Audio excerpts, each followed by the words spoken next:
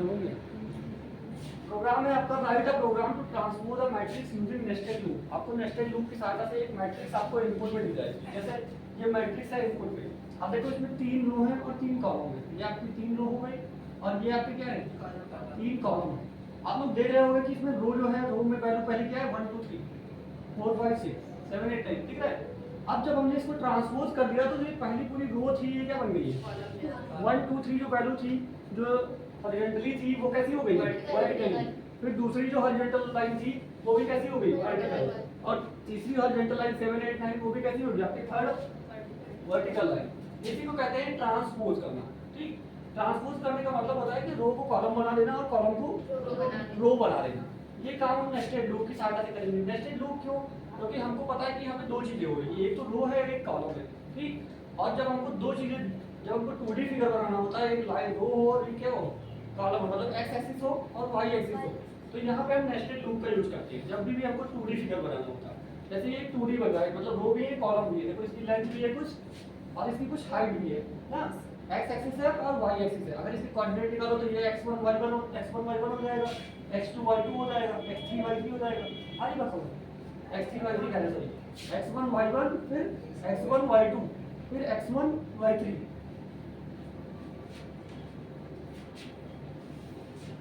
अब जैसे इसका प्रोग्राम बनाएंगे कैसे,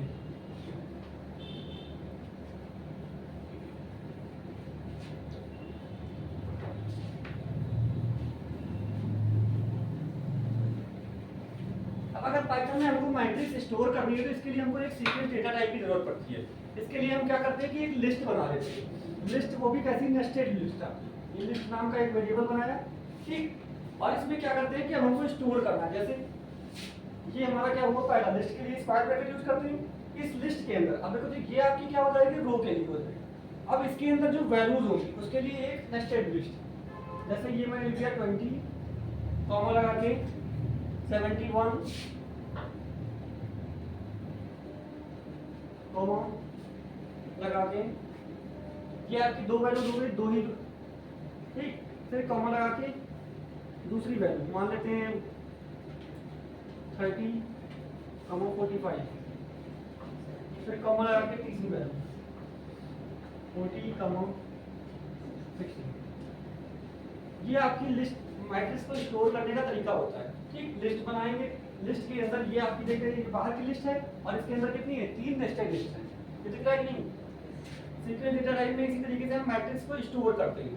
अब अगर हमको ट्रांसपोज करना है तो जितने, अब देखो इसमें क्या है कि एक तो ये हो गई आपकी रो, ठीक, इस मैट्रिक्स में आपकी 2 रो है और कॉलम कितने हैं 3।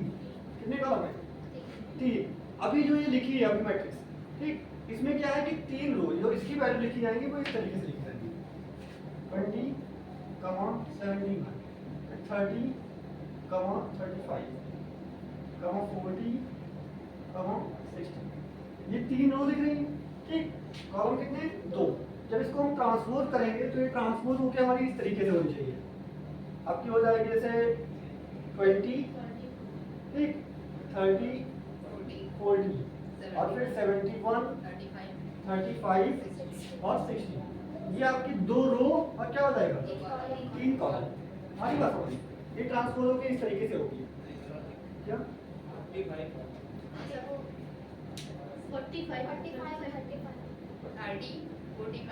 कहाँ 45?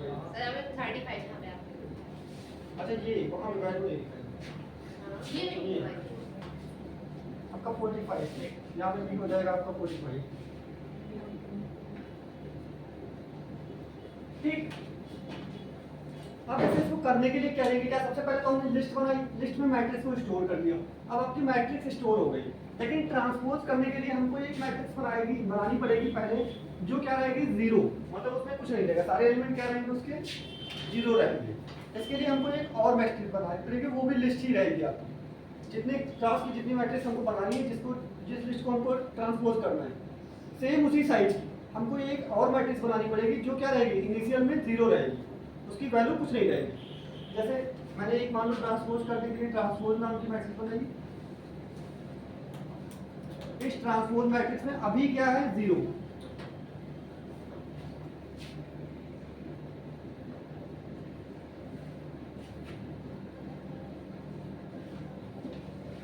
रहा है?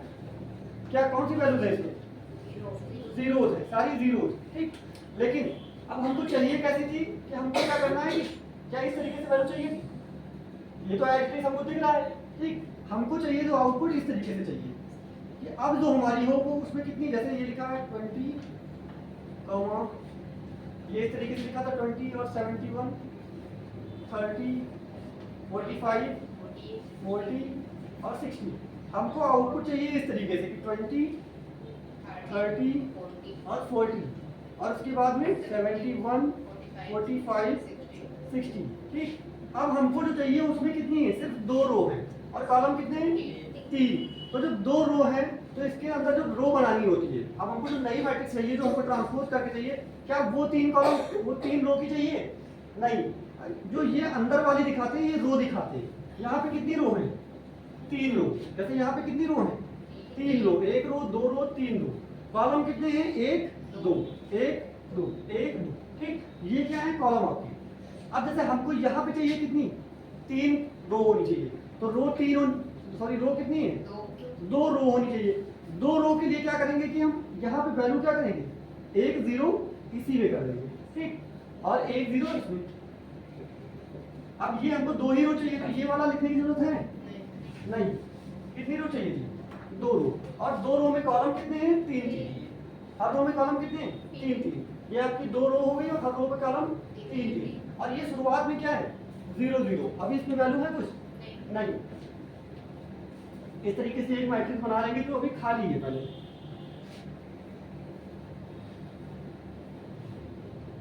अब वही अपना लूप चलाएंगे, और लूप कितने चलाने पड़ेंगे इसमें?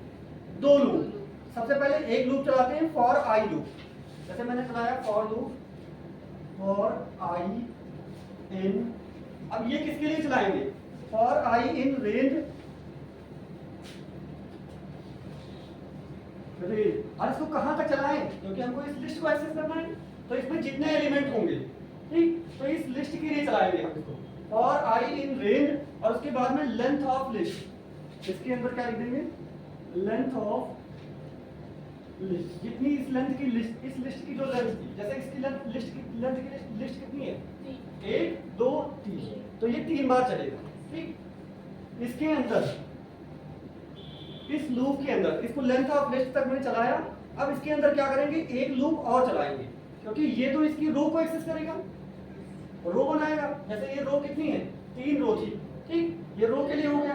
अब इसके अंदर कॉलम प्रिंट करने के लिए, कॉलम प्रिंट करने के लिए क्या कराएंगे? इसी के अंदर एक लूप और चलाएंगे और अब ये जे लिखेंगे इन रेंज, रेंज में लिखना, और j in range length of list 0।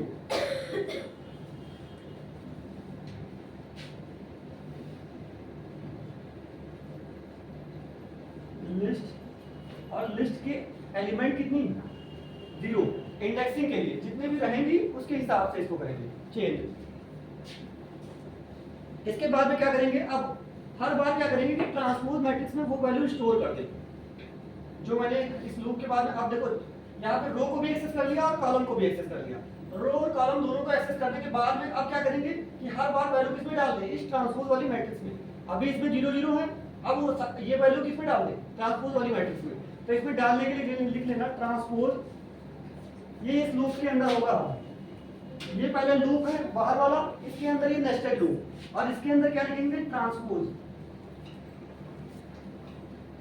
अब ट्रांसपोज ये वाली मैट्रिक्स है ट्रांसपोज, और इसको क्या लिखेंगे? यहाँ पे आई और जे। आई मतलब रो के लिए और जे किसके लिए? कॉलम के लिए। और यहाँ पे वैल्यू क्या डालनी है? लिस्ट ऑफ आई और जे।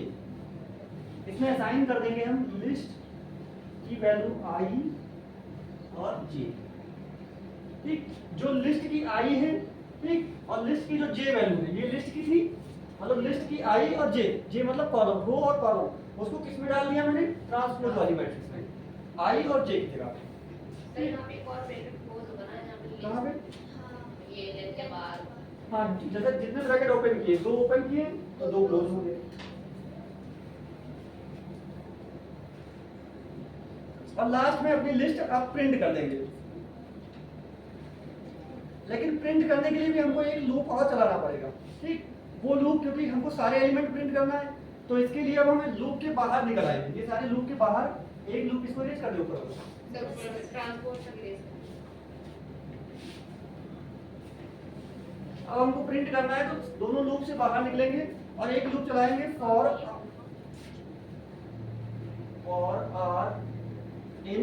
अब ये लूप हमको सिर्फ किसको प्रिंट करना है, ट्रांसपोज को, तो इसको उतनी बार चलाएंगे जितने ट्रांसपोज में एलिमेंट है, फॉर आर इन ट्रांसपोज।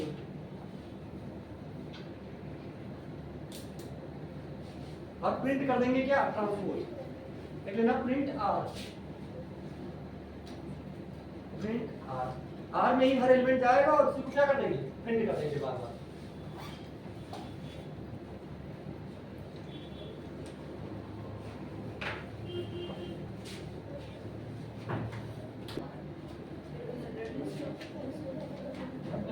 क्या कह रहा है, write a program to add two matrices using nested loop. आपको दो मैट्रिक्स को ऐड करने का प्रोग्राम बनाना है, ठीक। हमको दो मैट्रिक्स इनपुट में दी जाएगी, पहले से यूजर दे देगा या आप खुद ही दे देंगे प्रोग्राम में दो मैट्रिक्स। जैसे मान लो एक आपकी सबसे पहले एक यूजर ने इनपुट की M1 नाम की मैट्रिक्स,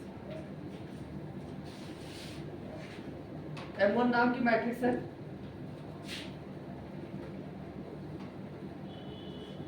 और इसकी जो वैल्यूज हैं मान लो वही 1 2 3 4 1 2 3 कॉमा लगा के फिर क्या हो जाएगा 2 3 4 5 6 फिर कॉमा लगा के 7 8 9।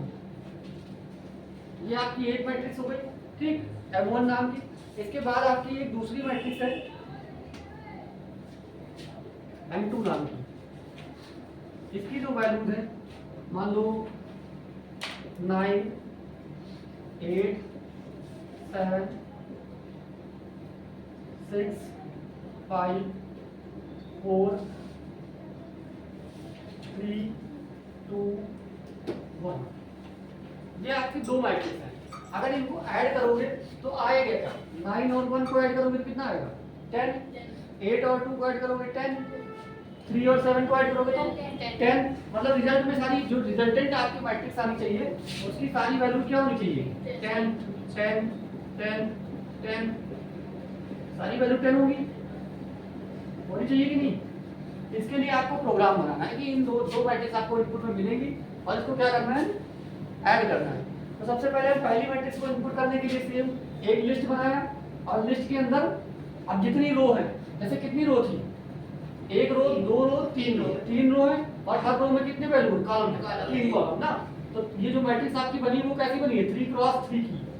3 क्रॉस 3 का मतलब इसमें 3 रो है, जैसे 1 2 3 4 5 6 7 8 9, इसको कहते हैं 3 क्रॉस 3 की मैट्रिक्स। 3 क्रॉस 3 का मतलब इसमें 3 रो है और 3 कॉलम है। अब सबसे पहले वही दो वेरिएबल बना लेंगे, एक M1 नाम का एक M2 नाम का, और दोनों में क्या किया, लिस्ट की सहायता से हमने मैट्रिक्स बना ली। अब क्या करना है कि हमको एक मैट्रिक्स बनानी है खाली, जिसमें पहले से कुछ नहीं होगा, ठीक। जैसे मान लो हमको ऐड करनी है तो किस नाम से बना लिया, ऐड या सम किसी नाम से बना सकते हो, जैसे ऐड नाम की मैट्रिक्स बना ली। अब देखो अगर हमको जो मैट्रिक्स ऐड करनी है, जो हमारी तीसरी मैट्रिक्स आई वो भी कितने की आ रही है 3 क्रॉस 3 की, उसमें भी 3 रो है 3 कॉलम है। तो अगर हम जो खाली मैट्रिक्स बनाएंगे उसमें भी कितनी होंगी 3 रो और 3 कॉलम। तो एक रो के लिए क्या करेंगे 0 0 0, ये हो गई पहली रो।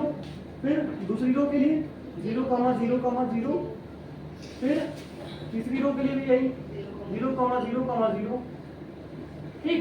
ये खाली एक बन गई। अब क्या करें कि वही दो लूप चलाएं, जैसे उसमें चलाया था सेम उसी तरीके से दो लूप। पहला लूप किसके लिए चलाएंगे, जितनी इसकी लेंथ है, जैसे मैंने पहला लूप चलाया for I in range of, किसकी रेंज के लिए चलाएंगे इसको, range length of M1, length of M1।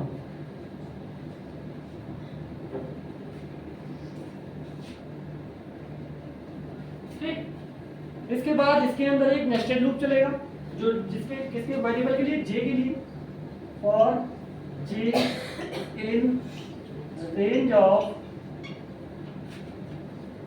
Length m 0। Same इसी तरीके से वहां भी चला था कि नहीं? लेंथ m1 0, m1 है, m नॉट कोई वेरिएबल ही नहीं, m1 है तो m1 के 0 के लिए। अब इसके अंदर क्या करेंगे कि दोनों मैट्रिक्स को क्या कर दे, ऐड कर दे। यही तो काम कराना है। दोनों मैट्रिक्स हमने एक्सेस कर ली, रो भी एक्सेस कर ली, कॉलम भी एक्सेस कर ली। ठीक, अब क्या करेंगे कि दोनों मैट्रिक्स m1 और m2 को क्या वैल्यू ऐड कर देंगे। m1 के i को m2 के i से ऐड करना है, और स्टोर ऐड करने के बाद में स्टोर किसमें करना है, ऐड नाम की मैट्रिक्स में। ठीक, तो इसके लिए क्या करेंगे, ऊपर वाले स्टेप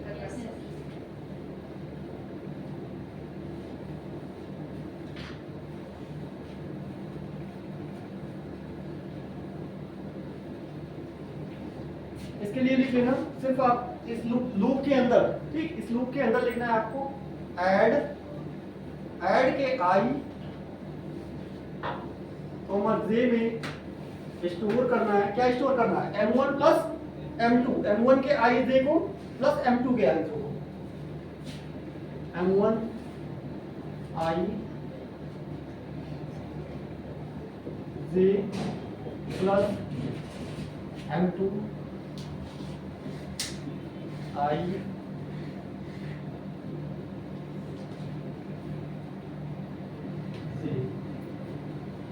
ठीक, अब ये स्टोर हो गया। अब इसको प्रिंट करने के लिए फिर एक लूप चलाओगे, प्रिंट करने के लिए लूप से बाहर निकल के दोनों से फॉर, और इसको कहां चलाएंगे, फॉर कुछ भी लिख दिया, फॉर के इन रेंज, के इन। अब इसको रेंज नहीं, के इन कहां तक चलाएंगे, ये जहां तक प्रिंट किसको करना है, ऐड को। तो जहां तक ऐड है तो क्या कर देंगे, फॉर के इन ऐड तक की लूप चलाएंगे, और प्रिंट क्या कर देंगे, प्रिंट ऐड थोड़ी ना करेंगे, प्रिंट तो के करना है ना, वैल्यू पर प्रिंट करेंगे, प्रिंट के।